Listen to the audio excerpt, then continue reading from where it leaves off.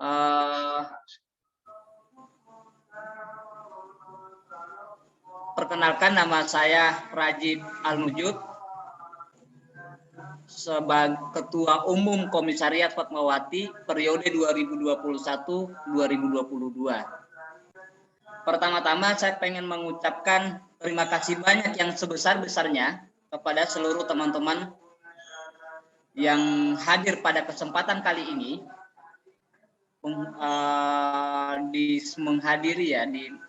menghadiri diskusi yang digelar oleh Komisariat Fatmawati yang tema kegiatannya itu rejuvenasi pikiran dengan tema diskusi kritisisme menuju akal yang sehat.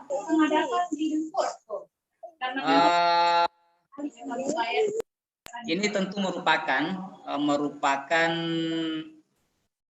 kebanggaan ya, atau kesenangan atau kegembiraan. Saya sering menyebutkan kegembiraan karena pada kesempatan kali ini ada satu alasan yang kembali mempertemukan kita, yaitu diskusi atau kegiatan diskusi atau kegiatan belajar lah kita sebutnya. Sekalipun sebenarnya tentu ini memiliki plus minus lah kira-kira. Minusnya itu karena dengan keadaan seperti ini kita harus bertemu melalui Zoom, yang mungkin kita tidak bisa bertatap-tatapan satu sama lain karena ya alasan jaringan mungkin atau alasan kamera dan sebagainya. Tapi di lain sisi juga punya nilai plus. Dengan kegiatan yang diselenggarakan melalui Zoom, kita bisa menjangkau lebih luas lagi. Yang tadinya misalkan kegiatan ini hanya bisa diakses oleh teman-teman Komisariat Fatmawati atau teman-teman yang ada di Jakarta. Ini dengan melalui Zoom ini, teman-teman yang dari daerah juga bisa ikut mengakses. Jadi bisa ikut mendengarkan atau bisa ikut belajar, menambah gizi lah kira-kira begitu. Ya tidak banyak hal yang akan saya sampaikan terkait pengantar atau pembuka pada kesempatan ini. Dan yang selanjutnya saya sekaligus menyampaikan salam dari seluruh teman-teman Komisariat Fatmawati kepada seluruh teman-teman yang berkesempatan hadir yang menyempatkan waktu untuk hadir pada kesempatan kali ini mengikuti diskusi. Semoga ini kegiatan pada kesempatan ini menjadi penentu atau menjadi alasan untuk pertemuan kita pada hari-hari selanjutnya dengan dengan diskusi-diskusi yang mungkin akan lebih menarik, yang mungkin akan lebih seru atau mungkin akan lebih hidup. Nah, terkait masalah tema kegiatan atau tema kegiatan, saya Fatmawati mengangkat dengan peristilahan rejuvenasi. Mungkin sebagian teman-teman ada yang belum mengerti terkait masalah rejuvenasi. Jadi rejuvenasi itu kalau dalam ininya bisa kita artikan pemudaan atau penyegaran. Jadi diskusi ini dirangkaikan atau didesain sebagai sebuah upaya untuk menyegarkan pikiran kita melalui materi kritisisme menuju akal yang sehat. Dan selanjutnya untuk mempercepat karena waktu kita berbeda-beda ya. Kita sebagian teman-teman mungkin sebagian teman-teman WIB dan sebagian teman-teman yang lain WITA. Jadi untuk ini waktu mungkin kita bisa langsung berikan kesempatan kepada pemateri yang sudah hadir di tengah-tengah kita untuk menyampaikan materinya. Tapi sebelum itu saya perkenalkan sedikit nama beliau Kandas Sahal Mubarak. Beliau adalah dosen Universitas Jakarta, dosen filsafat ilmu Universitas Jakarta, dan ya saya mungkin untuk selanjutnya perkenalan lebih lanjut bisa disampaikan atau bisa disampaikan oleh beliau langsung mengenai tentang CV atau jenjang proses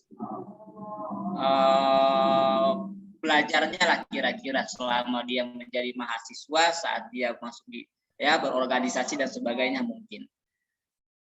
Tanpa berlama-lama lagi, saya langsung serahkan kepada Kanda Sahal Mubarok. Silakan Kanda. Baik, tes. Kedengaran nggak? Tes. Halo. Suaranya kurang ya? Kalau ke teman-teman yang lain gimana? Suaranya jelas nggak? Kecil, Master, kecil. Kecil, Kak. Tes. Kecil masih ya? Halo. Kedengaran nggak? Halo. Halo, kedengaran nggak? Halo. Halo. Nah, kalau dideketin kayak gitu kan dah besar ya. Oh, gitu ya. Nanti ininya ya. Ada problem teknis.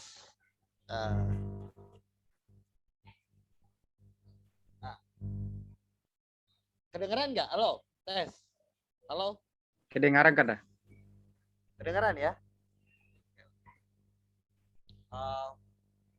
Baik.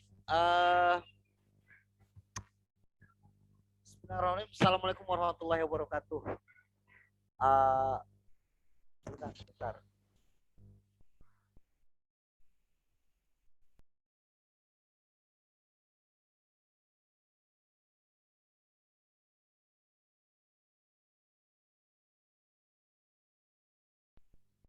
Oke, selamat malam semuanya, teman-teman HMI Komisariat Fatmawati.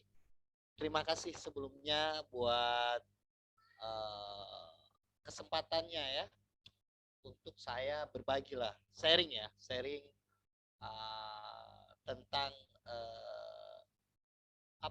tentang nalar ya, tentang soal kritisisme yang diajukan oleh teman-teman ke saya gitu.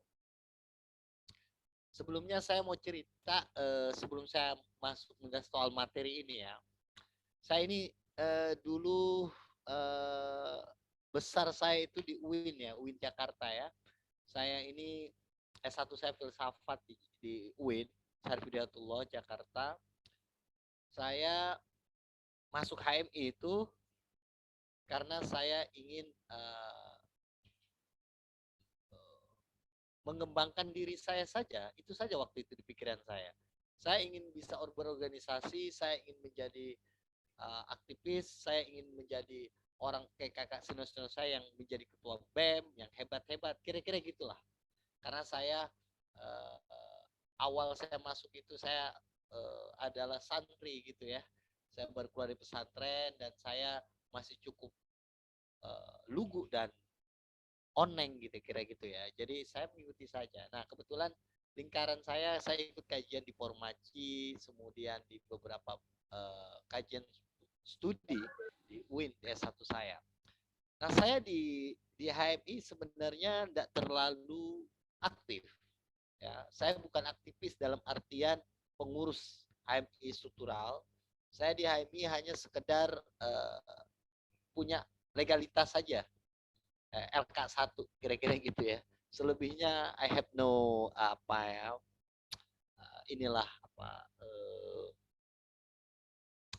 karir gitu ya di HMI itu sendiri. Tapi terlepas dari itu semua, intinya saya dulu tertarik dengan HMI karena saya anggap organisasi sangat penting dan itu saya buktikan. Karena gara-gara HMI saya banyak mengerti bagaimana cara bernegosiasi, bagaimana cara mengorganize sebuah organisasi, bagaimana memutuskan sebuah persoalan gitu dan sebagainya gitu. Lalu saya melanjutkan studi S2 saya di IKES Paramadina. Sekarang jadi Stenu Sadra kalau nggak salah. Dan saya sempat mengajar juga di STFI Sadra itu. Lalu sekarang aktivitas saya mengajar filsafat ilmu dan logika itu di Universitas Jakarta. Nah, saya kira itu aja ya, sekelumit inti tentang aktivitas saya. Oke, saya mau ngomong apa ya malam ini ya? Saya dari tadi pagi ya, saya berpikir gitu ya, tema yang disuguhkan ke saya kan tentang kritisisme,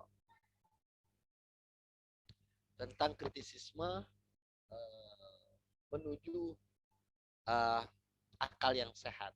Gitu. Saya membayangkan begini ya, kita selalu berpikir kritis gitu ya, kritisisme. Belakangan ini karena persoalan sosial politik ya, kata akal sehat ini seolah terdegradasi dari maknanya yang cukup punya nilai ya, secara rasional, intelektual. Ketika istilah akal sehat digunakan sebagai slogan untuk kubu politik tertentu, gitu ya. Jadi Anda akan disebut punya akal sehat kalau Anda berlawanan dengan rezim saat ini. Kalau Anda kemudian pro dengan rezim saat ini, pandangan-pandangan Anda, ya, pendapat-pendapat Anda, maka Anda dianggap tidak masuk kategori berakal sehat.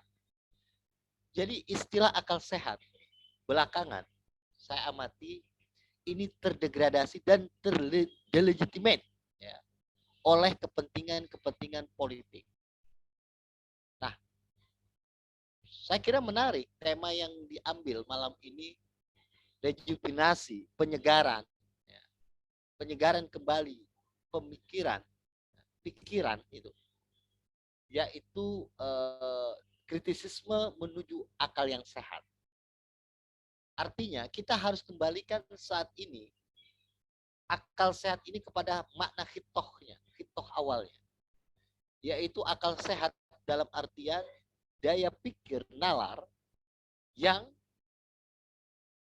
itu bersifat kritis dan reflektif, gitu ya. Jadi kritis dan reflektif. Nah, kritisisme, apa yang terjadi saat ini sebenarnya di lingkungan teman-teman misalnya mahasiswa, saya kebetulan menjabat juga wakil dekan bidang kemahasiswaan ya di kampus ya. Saya perhatikan itu sekarang itu gerakan-gerakan mahasiswa itu sudah terkooptasi dan terjebak kepada satu dimensi. Jadi dimensinya adalah dimensi pragmatisme, dimensi yang tidak lagi yang dalam istilah Markus itu menjadi one dimensional mind, orang yang hanya memiliki satu dimensi. Saya tidak melihat lagi kemudian rasionalitasnya dan kritisismenya itu bekerja dalam merespon dan menanggapi isu-isu sosial politik saat ini. Nah, sebelum masuk ke situ, saya mau mulai dulu soal secara konseptual lah ya, apa itu kritisisme. Kritik atau kritisisme sebenarnya adalah term atau istilah yang memang awalnya yang kita kenal lah paling mulai mendapatkan ruangnya itu dari Rahim Aufklärung ya, abad pencerahan itu, melalui Immanuel Kant itu.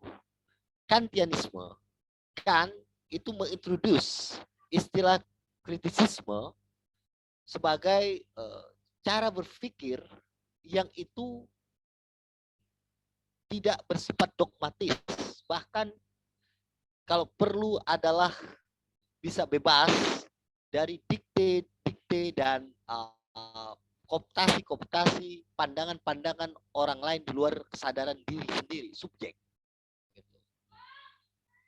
Di mana pada masa abad pertengahan, cara berpikir itu adalah cara berpikir yang sangat dogmatis, teleologis, di mana orang kapasitas rasionalitas kritisisme itu begitu tumpul dan tidak mempunyai daya sebagaimana mestinya. Nah, kan Aufklärungnya atau enlightenment ya, pencerahannya itu. What is enlightenment? Kant, kata Immanuel Kant. Ia berangkat kemudian memberikan istilah kritisisme. Kritis adalah orang yang akil balik, yaitu orang yang berani berpikir sendiri, berani untuk tidak bertanya atau ikut-ikutan dari pandangan orang lain, termasuk dogma, doktrin, baik sumber agama, lingkungan, dan lain sebagainya. Yang dalam adikiumnya kan mengatakan sapere aude, jadi berani berpikir sendiri. Nah, itulah esensi daripada abad pencerahan. Nah, kalau kita rujuk ya dalam jejak sejarahnya, bagaimana kemudian kritisisme mendapatkan ruang yang lebih mulai lebih diintroduce di dunia diskursif, dunia komunitas ilmiah publik ya, yaitu di percerahan, bahwa kritik atau kritisisme adalah kecakapan gitu, menggunakan daya pikir secara bebas dan berani. Jadi di situ ada kehendak. Jadi kata Immanuel Kant itu bukan hanya sekedar bisa berpikir rasional, tapi mempunyai kehendak untuk berpikir rasional, untuk berpikir kritis. Bukan hanya kritis, tapi punya kehendak untuk berpikir kritis. Kata kehendak ini menunjukkan bahwa ada faktor di luar mekanisme kerja rasionalitas nalar, yaitu kehendak. Jadi menurut saya kritisisme itu adalah sebuah upaya daya pikir yang mendalam, cermat, ya, tetapi disertai oleh kehendak yang kuat yang diandai kesadaran diri yang dapat dipertanggungjawabkan secara moral dan intelektual. Oke, itu yang ya, itu kalau kita rujuk pengertian kritisisme ya, dalam perspektif abad pencerahan atau dalam pandangan Immanuel Kant. Nah, tetapi kalau kita lihat apa itu berpikir kritis dan apa itu kritisisme, kita tidak mungkin berpikir kritis tanpa lebih dahulu kita mengetahui dan memahami dan memetakan bagaimana sebuah persoalan itu duduk perkaranya. Saya seringkali menganalogikan begini ya.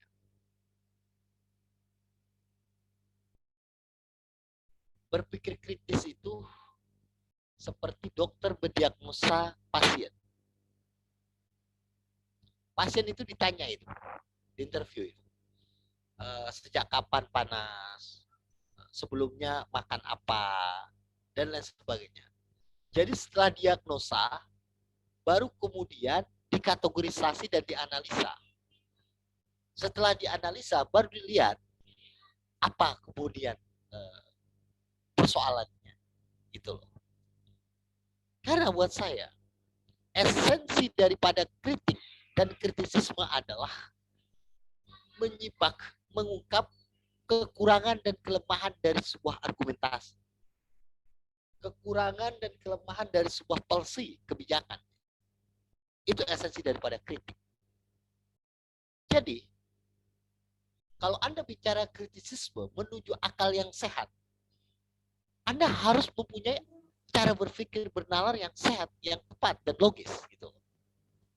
Nah, problemnya sekarang, bagaimana Anda ingin berbicara kritis ya, dan mendapatkan akal yang sehat kalau struktur berpikir nalar kita itu tidak logis dan tidak sistematis. Nah, ini persoalannya menurut saya. Nah, oleh karena itu buat saya, kritisisme adalah bagaimana cara kita berpikir secara mendalam, ya, secara cermat untuk menyikap kekurangan atau kelemahan dari suatu argumentasi. Itu pertama ya. Kedua, kritik itu tidak bisa disamakan dengan solusi. Ya. Jadi seringkali orang itu salah kaprah dan palsi cara berpikirnya ketika mempersoalkan ada orang mengkritik dengan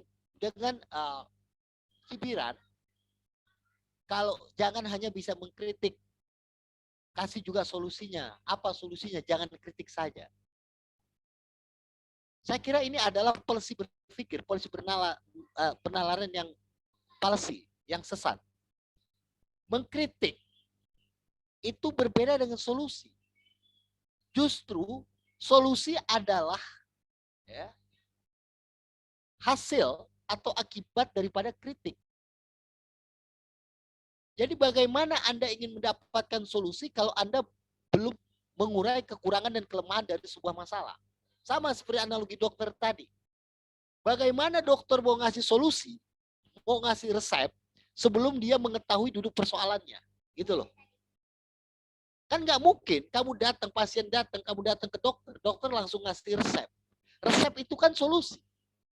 Tapi sebelum solusi itu diberikan, itu tidak akan keluar resep itu sebelum dokter itu tahu persoalannya, tahu masalahnya, tahu penyakitnya. Kan gitu.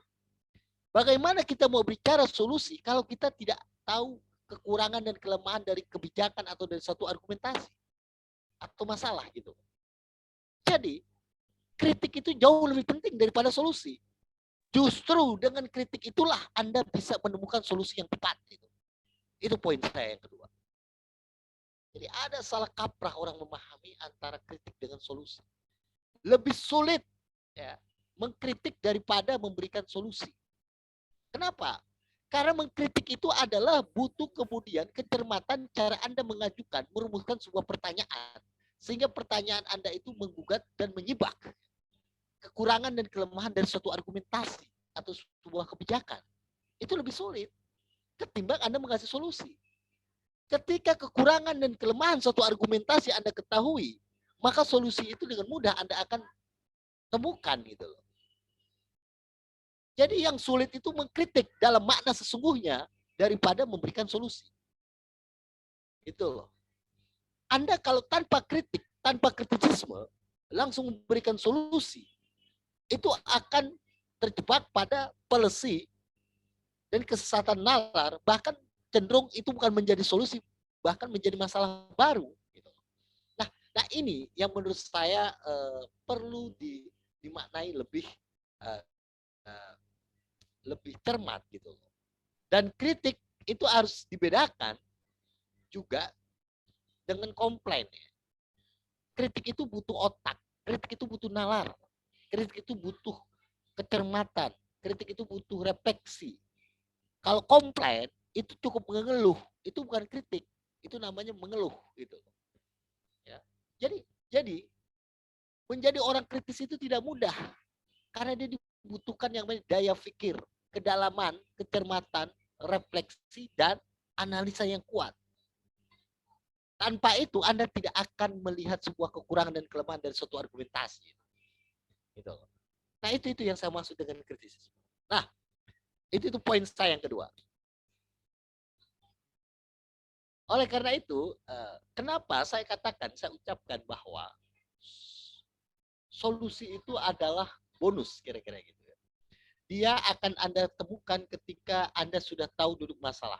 Dan untuk tahu duduk masalah itu, Anda harus berpikir kritis. Dan untuk syarat dan prasyarat Anda bisa berpikir kritis adalah Anda harus punya kecakapan analisa, ketepatan nalar, ketepatan struktur berpikir Anda secara logis. Dan itu tidak mudah. Itu poin saya yang kedua. Poin saya yang ketiga, dalam kesempatan ini. Lalu apa kemudian pentingnya kritisisme? Nah, kritisisme kalau saya lanjut misalnya, apakah kemudian dengan berpikir kritis, apa sih peranan kritisisme kira-kira gitu ya, dalam misalnya keseharian, dalam organisasi dan sebagainya. Kita ini, saya melihat bahwa saat ini gerakan-gerakan mahasiswa ini itu hanya cakap sebagai orator, tapi defisit sebagai kritisisme. Saya ingin mengatakan begini, maksud saya, poin saya yang ketiga. Kenapa pentingnya kritisisme sebagai mahasiswa ya? Sekarang ini kita hidup di era sosmed, era bukan hanya era informasi, bahkan sudah surplus informasi. Kita ini sekarang ini hidup di tengah-tengah hitungan menit detik. Itu informasi begitu banyak dipasok dan kita dapat pasokan informasi tentang segala peristiwa dan informasi. Sosial, politik, ekonomi, dan lain sebagainya. Kita saat ini hidup dalam posisi surplus informasi tetapi tandus refleksi. Saya ulangi. Kita ini hidup surplus informasi tapi defisit refleksi. Kita ini sekarang hidup kayak pengetahuan tapi miskin kritisisme. Ya. Jadi kita surplus informasi, defisit refleksi, kaya pengetahuan, tetapi miskin kritisisme. Jadi problem kita saat ini adalah soal kritisisme dan refleksi. Refleksi diri dan kritisisme adalah akar masalah soal hidup kita saat ini. Khususnya di kalangan teman-teman mahasiswa pergerakan. Sehingga saya melihat bahwa gerakan-gerakan khususnya kalau kita mau otokritik ya di HMI ini ya, bahwa gerakan-gerakan mahasiswa saat ini itu terjebak oleh arus mainstream isu yang isu sendiri sudah disetting, diskursus itu sudah disetting, dikooptasi dan didikte oleh relasi kuasa tertentu yang seolah-olah itu yang harus isu yang harus ada perjuangkan, yang sebenarnya di balik itu adalah isu yang justru harus Anda lawan, tetapi Anda dianggap melawan arus publik. Kalau Anda tidak mengikuti isu itu, yang pada dasarnya isu itu adalah hasil settingan dan hasil strategi wacana yang dibentuk oleh penguasa. Saya ambil contoh ya.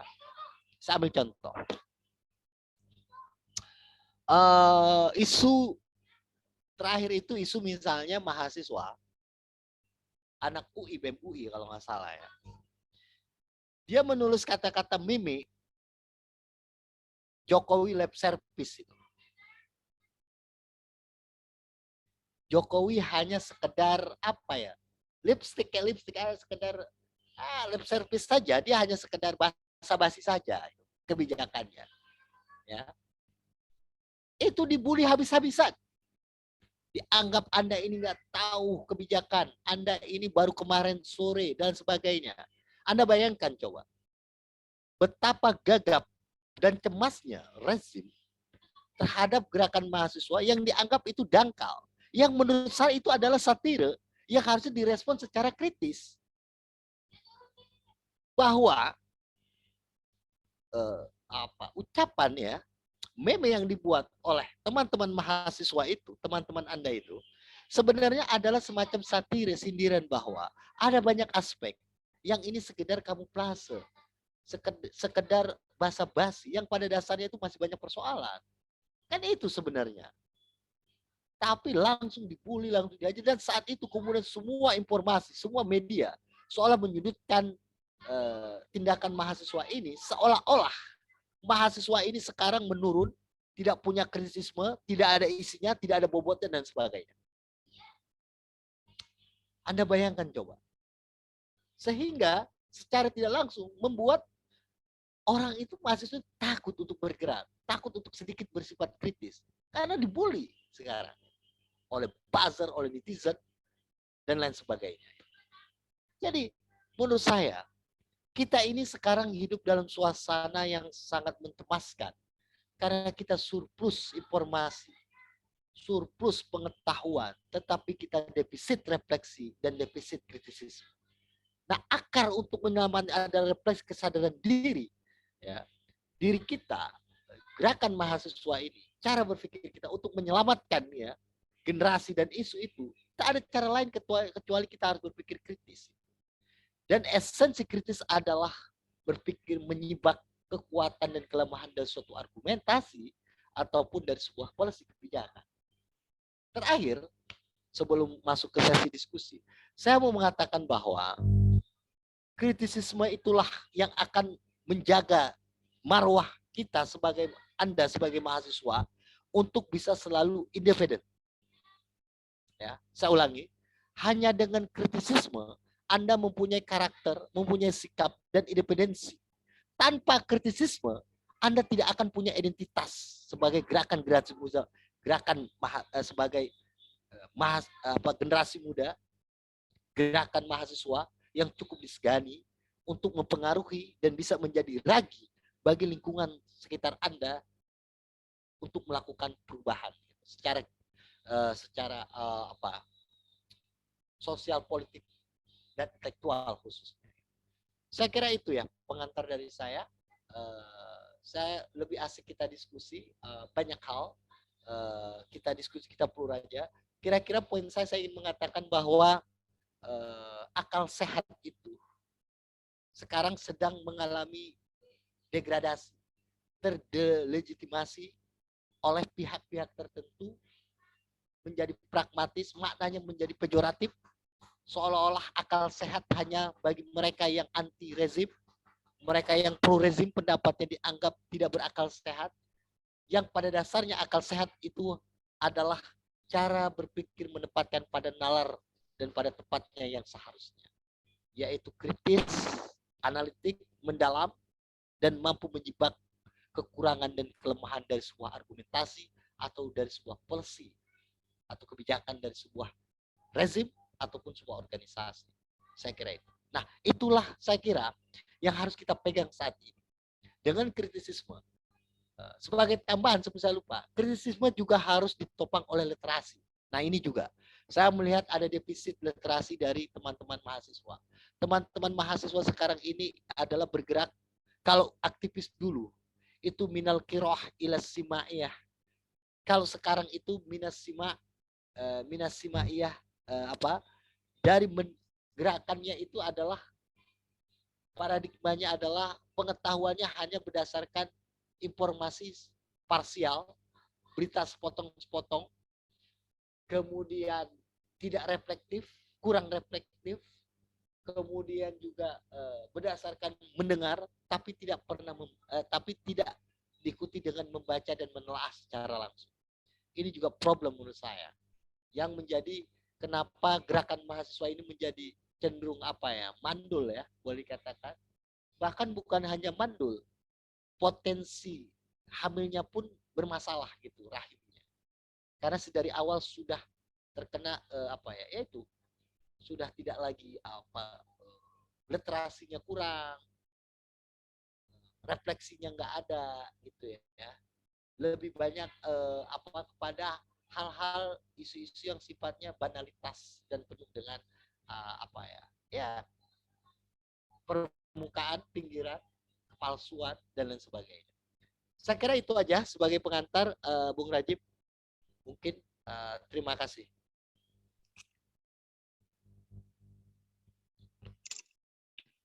Oke, terima kasih banyak Kanda Sahal yang sudah menyampaikan materinya atau sudah menyuguhkan materinya terkait masalah kritisisme.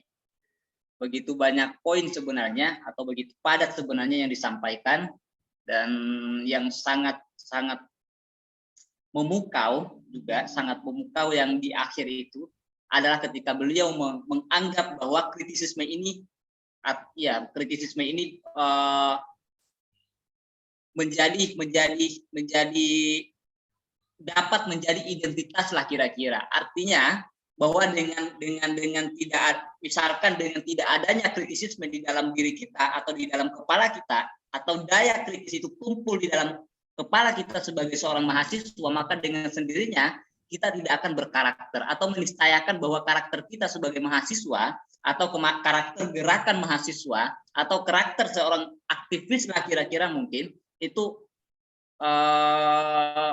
tenggelam atau tidak ada lah kira-kira ya. Nah, saya tidak akan mengangkat beberapa jadi itu kalau nggak ada kritisisme itu Anda ini himpunan hanya sebagai kerumunan aja, tanpa identitas, tanpa karakter. Jadi kerumunan aja udah, gombolan, sapi perah itu. Ya, hanya kerumunan atau misalkan ya kita hanya sekedar berhimpun menghabiskan kopi lah kira-kira ya. Ya untuk untuk sesi selanjutnya ini mungkin kita lebih memperhangat, lebih memperdalam dengan pertanyaan ya, dengan diskusi. Nah, teman-teman yang mau bertanya silahkan disampaikan, bisa juga kalau misalkan ini bermasalah ininya bisa juga by chat. Tapi lebih biasanya kalau bisa disampaikan langsung.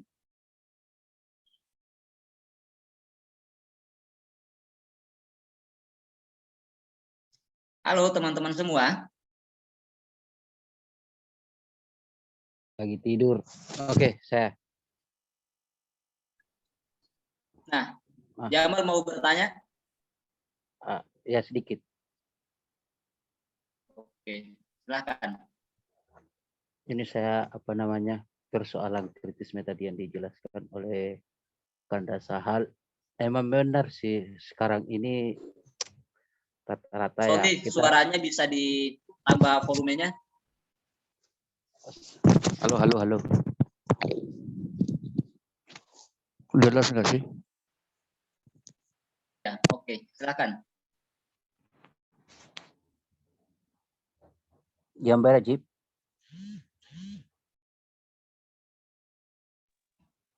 Siap Bang, silakan lanjut Bang.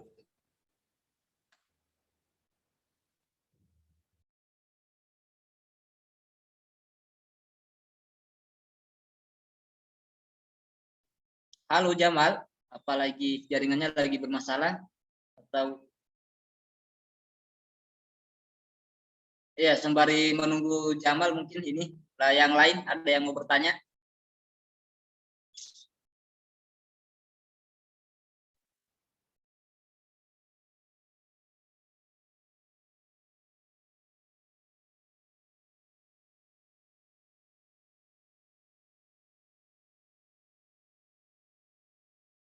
Halo teman-teman.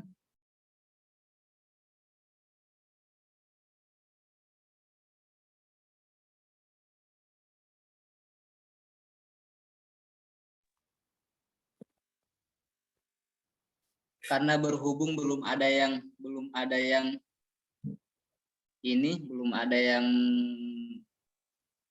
punya pertanyaan atau belum ada yang bisa melempar pertanyaan. Mungkin kalau masih ada poin yang pengen ditambahkan, Kanda bisa ditambahkan lagi.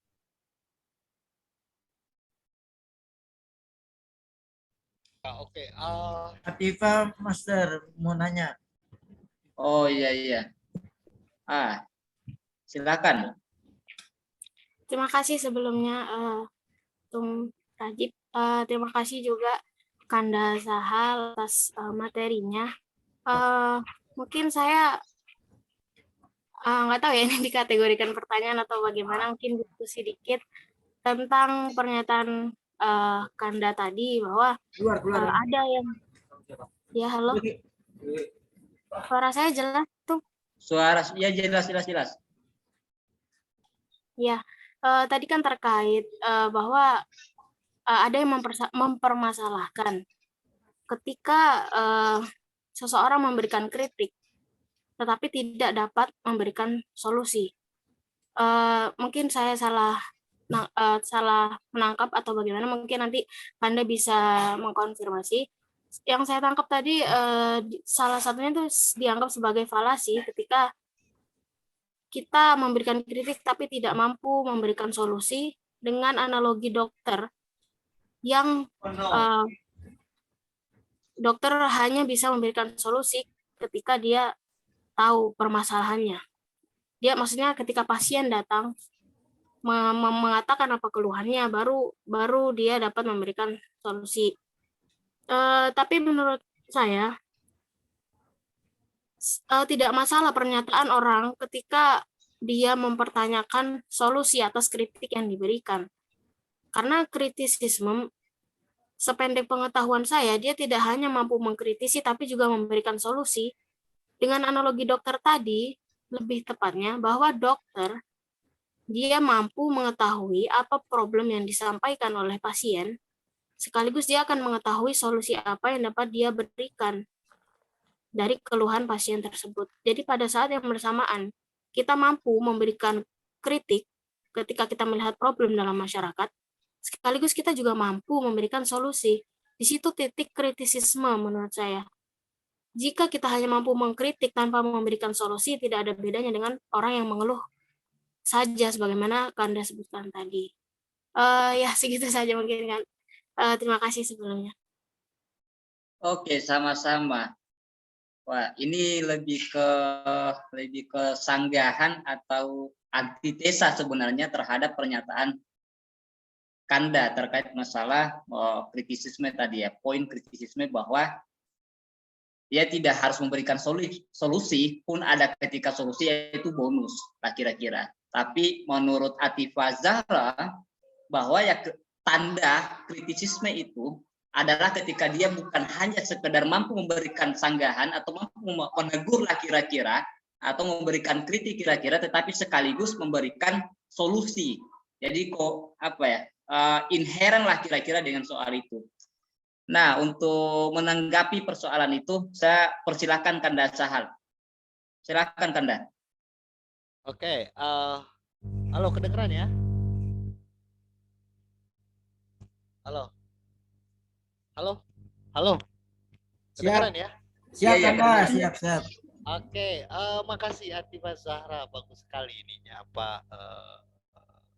berarti cukup menyimak tadi ya, cukup cermat ya melihat persoalan dari apa yang saya presentasikan gitu.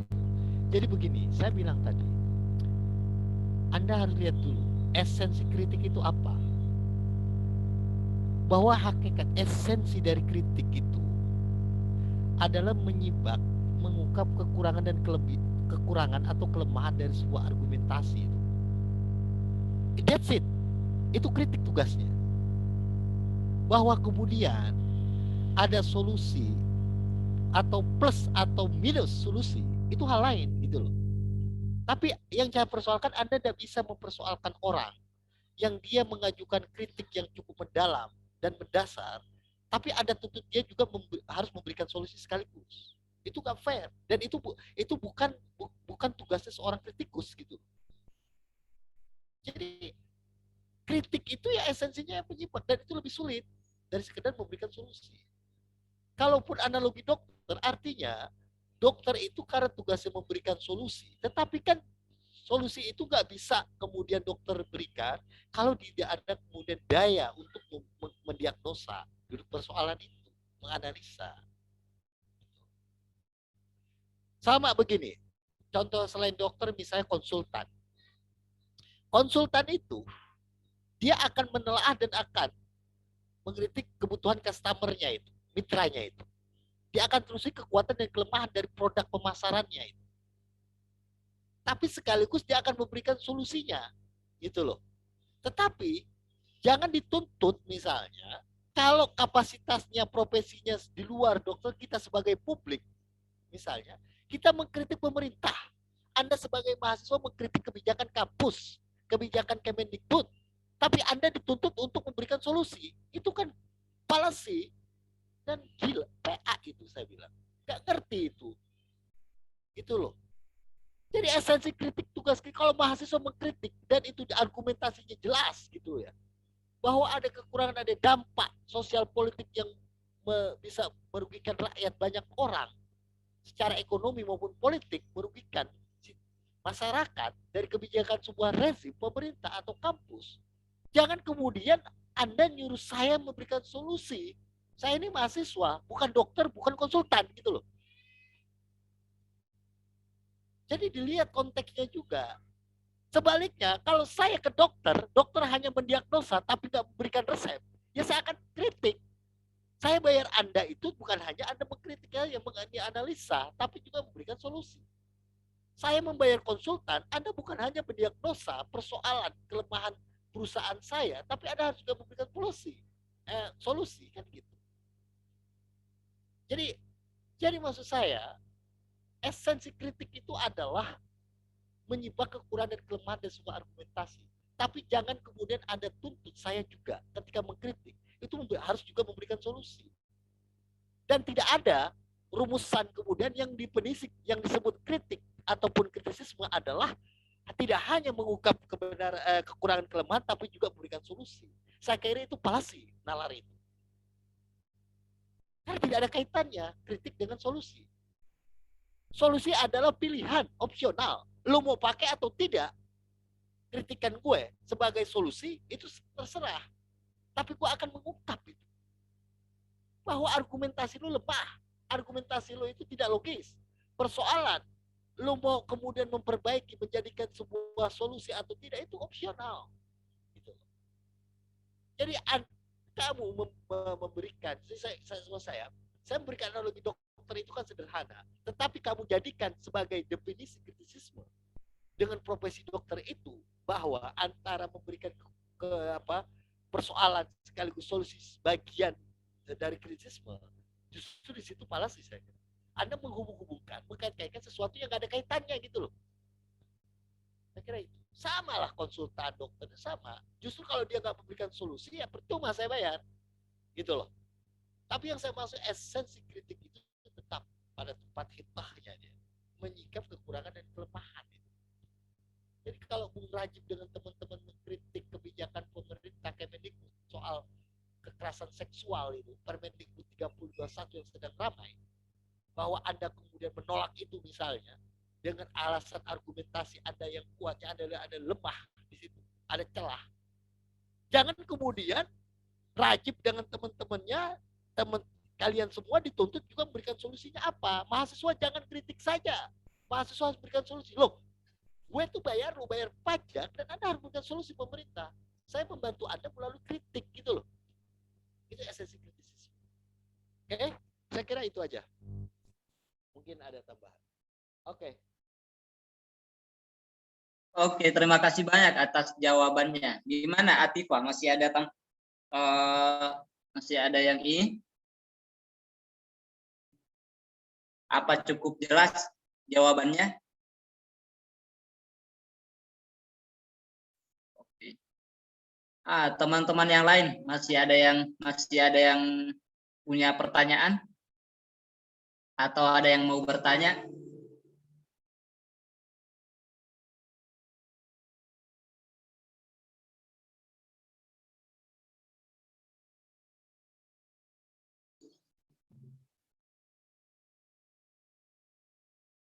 Halo teman-teman yang lain.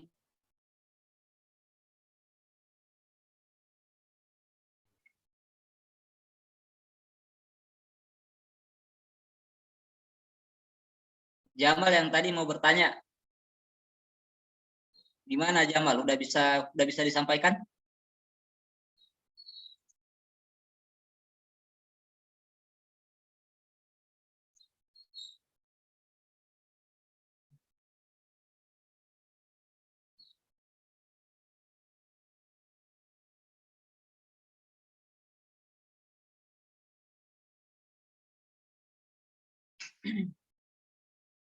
Ya, sembari menunggu teman-teman untuk merumuskan pertanyaannya, mungkin kalau masih ada tambahan Kanda terkait masalah poin atau ada yang masih ada yang mungkin perlu ditambahkan bisa langsung ditambahkan. Sedikit tambah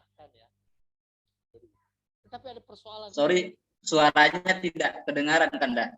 Oh, tidak kedengaran. Ada sedikit saya ingin menambahkan soal kritisisme ini ya. Jadi kalau kita tarik sebenarnya kaitan kritisisme dengan ruang peran kita sebagai mahasiswa itu di mana?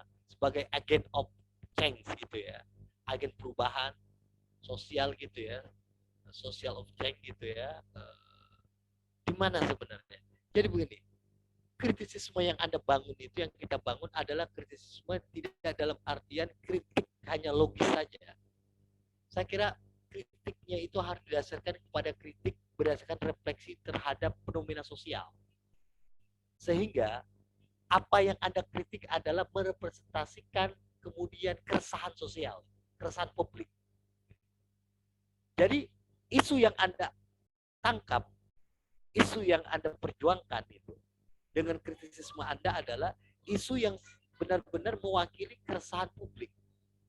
Jadi bukan kritik dalam artian kritik logis saja, nalar saja, yang menurut saya itu tidak emansipatoris, tidak membebaskan. Jadi itu seperti kritiknya, gaya kritiknya Hegel gitu ya, Hegelian gitu ya. Termasuk kritiknya ya Kantian gitu ya, yang kritik murni itu. Jadi kritiknya itu gaya kritiknya harus kritik-kritik yang memang mempunyai dampak kritik yang mewakili kemudian ada keterlibatan kepentingan publik, kepentingan sosial dalam kritik itu, dalam proses nalar itu. Yang dalam jadi kritik yang diperjuangkan adalah kritik yang memang ada kehendak, ya, aspirasi atau kepentingan publik, keresahan publik yang diperjuangkan melalui kritik itu. Saya ambil contoh. Publik sekarang sedang resah ya, sedang gamang itu tentang isu isu akan terjadinya gelombang COVID ketiga apa keempat gitu ya, Desember nanti Januari. Nah, keresahan publik ini harus ditangkap oleh mahasiswa untuk kemudian bagaimana antisipasi kalau itu terjadi oleh pemerintah, apa yang menggaransi, karena dianggap akan lebih 2 kali lipat, 3 kali lipat lebih membahayakan dan menyeramkan daripada COVID sebelumnya misalnya. Atau undang-undang misalnya yang sedang ramai adalah akhirnya MK ya meminta pemerintah untuk merevisi undang-undang Cipta Kerja putusannya. Nah, ini kan berarti, nah, contoh kasus apa yang dilakukan oleh LSM itu ya, menggugat undang-undang Cipta Kerja ke MK karena dianggap bertentangan dengan konstitusi, spirit dasar Undang-Undang 45. Itu yang saya sebut sebagai kritisisme emansipatoris. Kritisisme yang merepresentasikan keresahan masyarakat. Gitu loh. Dan bagaimana kemudian LSM ini, civil society ini, menggugat undang-undang Cipta Kerja itu ke MK, itu kan butuh kritisisme, butuh kedalaman, kecermatan menganalisa sebuah argumentasi hukum. Jadi undang-undang ini dipelajari, ditelaah secara kritis sehingga dilihatlah kemudian kekurangan dan kelemahan dan dampak yang berbahaya bagi bangsa negara itu dari undang-undang Cipta Kerja. Solusinya apa? Baru bicara solusi. Diajukanlah ke MK. Gitu loh. Jadi ini yang saya maksud bahwa gerakan kritisisme, kritik yang mewakili aspirasi rakyat, mewakili aspirasi publik. Jadi bukan kritik dalam artian kritik murni logis, ya, rasional, matematis, tetapi tidak memberikan semangat dan spirit emansipatoris, pembebasan dan bisa mempunyai mewakili keresahan publik. Itu paling itu ya, Jip ya, tambahannya dari soal.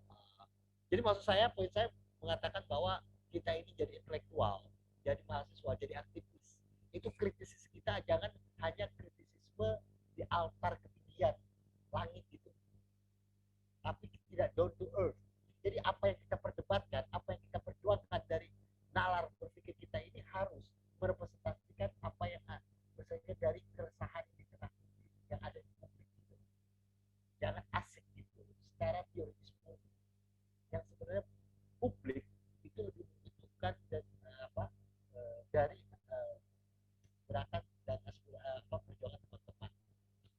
Saya kira itu aja Jip tambahannya.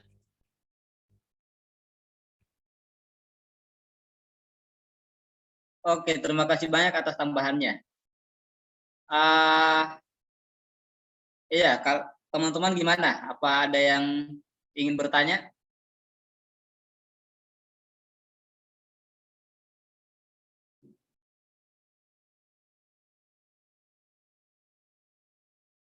Kalau sudah tidak ada pertanyaan,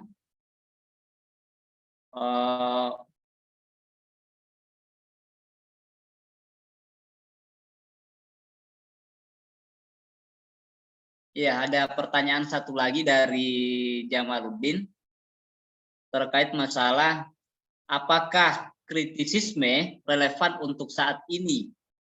Contoh kasus misalkan yang UI memberikan meme, ya, Presiden BEM UI memberikan meme kepada pemerintah. Bisa di Oke. Apakah kritisisme relevan? Sangat-sangat relevan. Justru saya melihat sekarang mahasiswa ini tidak ada gerakan, tidak ada suaranya, tidak ada perjuangan keberpihakan dan sebagainya. Karena saya bilang itu tadi, defisit kritisisme, krisis terhadap nalar kritisnya. Sehingga tidak tahu apa yang harus diperjuangkan untuk rakyatnya gitu, untuk publik. Karena nggak berpikir, nggak ada refleksi gitu. Dia ikut arus itu dengan mainstream diskursus yang berkembang. Sekarang saya tanya, apa kira-kira isu yang menurut kalian itu sekarang butuh dan perlu diperjuangkan sekarang? Jangan-jangan nggak tahu juga gitu. Karena kita ini sedang mengalami krisis refleksi, defisit kritisisme mahasiswa ini. Jadi kita nggak tahu lagi apa yang harus kita perjuangkan, seolah-olah semua is okay gitu. Anything running well gitu. Nah, jadi pertanyaan kamu itu, apakah ini sangat relevan? Justru itu identitas mahasiswa saat ini. Tanpa kritisisme, Anda akan tergerus dan ikut mainstream dan akan terjebak dan akan hanya menjadi alat instrumen relasi kuasa yang bekerja. Tidak punya pilihan kita. Ditambah sekarang informasi itu dengan mudah. Kita dipasok, disuplai oleh data, main siapa yang lebih kuat dan canggih aja itu menginformasi satu isu. Semakin dominan, menguasai, ya, menghegemoni, mendominasi diskursus yang ada di ruang publik, semakin itu menjadi kebenaran. Dan semakin kita tidak kritis, semakin kita anggap itu kebenaran. Dan kita terjebak dalam arus itu. Dan tugas kita saat ini mahasiswa seolah hanya mengamini apa yang terjadi. Jadi problem gitu. Ya, saya kira itu aja menurut saya. Oke, bisa ditangkap ya poinnya Jamal ya. Bahwa sampai detik ini bahkan mungkin sampai nanti kritisisme itu akan tetap relevan, apalagi bagi teman-teman atau teman-teman pelajar atau teman-teman mahasiswa lah ya kira-kira. Yang lain, apa masih ada pertanyaan? Bentar tuh masih ngetik katanya tuh. Bang Jamal. Oh, masih bisa langsung ini aja disampaikan biar nggak lama-lama ngetiknya. Izin.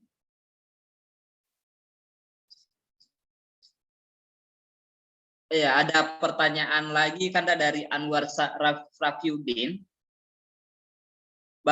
Pertanyaannya gini, bagaimana membaca situasi agar menyadari sesuatu emansipatoris agar bisa lebih terarah dalam mengkritik, baik karena ingin menyelesaikan masalah, bukan membuat masalah baru.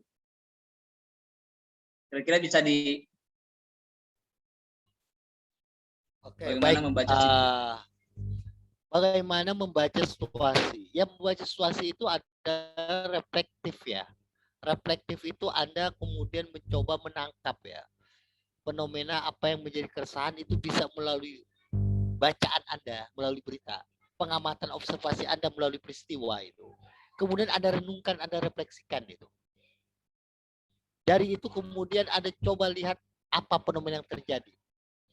Kemudian Anda coba analisa Dari analisa itu Anda akan melihat bagaimana sebenarnya persoalan-persoalan yang harus diselesaikan gitu loh. Jadi jangan-jangan bahwa peristiwa ini, contoh terbaru misalnya isu kasus apa ya? Terbaru itu ya kasus misalnya dosen itu loh. Dosen melakukan pelecehan seksual terhadap mahasiswa, seorang dekan FISIP di Riau. Oke. Kemudian kedua, ada isu lagi kemudian sedang heboh seorang kakek-kakek bapak-bapak itu menikah, melakukan poligami dengan begitu bangganya. Ini kan bagian dari fenomena sosial ini. Ya kan? Yang resah ini kan seorang perempuan. Bukan hanya keresahan seorang perempuan, tapi keresahan bagaimana peradaban laki-laki memandang seorang gender, seorang perempuan. Apa yang ada di mindset paradigma laki-laki tentang perempuan? Apakah perempuan hanya subordinat dari laki-laki?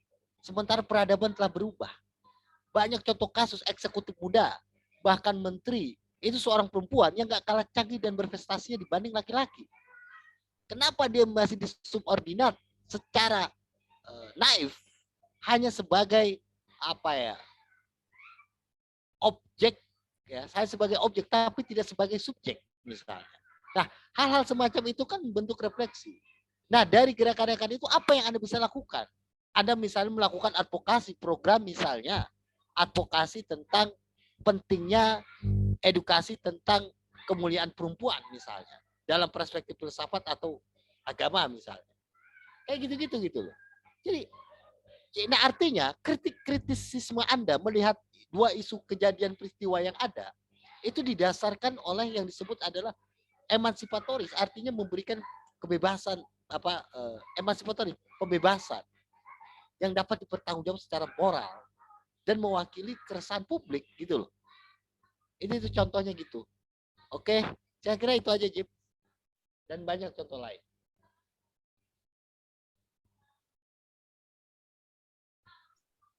Oke, terima kasih banyak atas pertanyaan dan jawabannya. Mungkin kalau sudah tidak ada lagi pertanyaan dari teman-teman, mungkin diskusinya kita cukupkan sampai di sini. Oke. Kalau masih ada lagi satu lagi, tapi kalau nggak ada, kita cukupkan ya sampai di sini ya.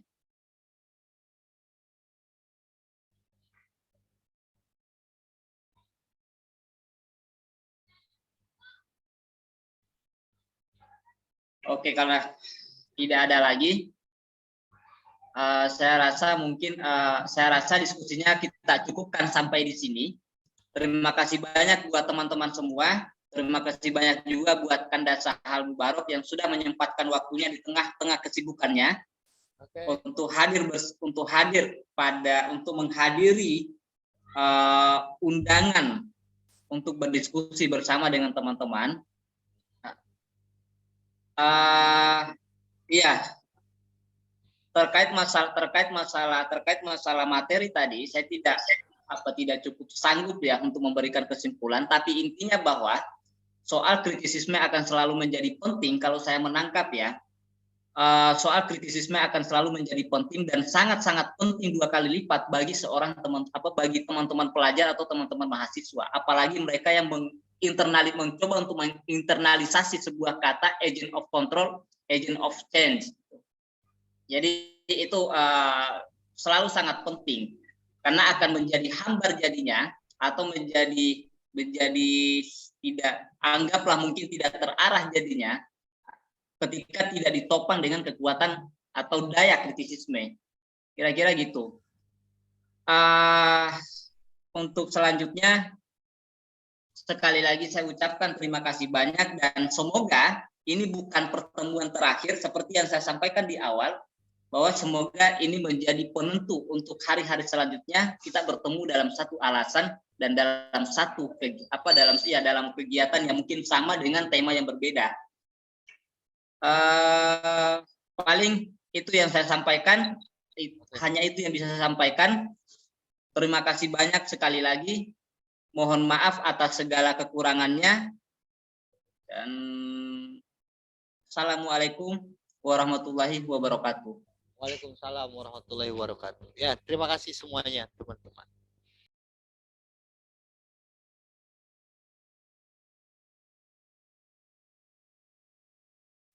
Sayonara, sampai jumpa.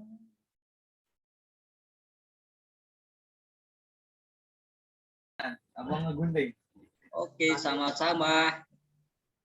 Wah, Adinda Ayu Sapitri baru gabung ya? Iya. Saya end zoom-nya Tum ya. Hah? Saya end zoom-nya. Masih ada teman-teman. Siapa tahu ada yang mau ngobrol-ngobrol. Oh, boleh. Silaturahmi dulu. Jangan. Aisu. Ini Aisu. Halo Aisu.